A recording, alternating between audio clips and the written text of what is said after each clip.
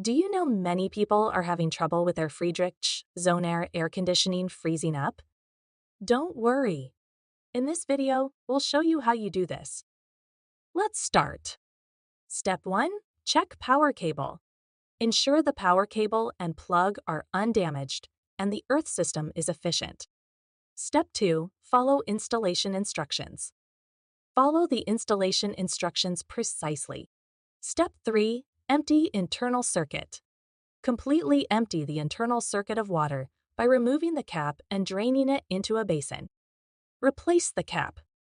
Step 4. Clean and dry filter. Clean and thoroughly dry the filter before reinserting it. Step 5. Empty safety tank.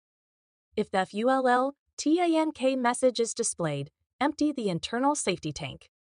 By following these steps, you can ensure your Friedrich ZoneAire ZCP10SA runs smoothly without freezing up.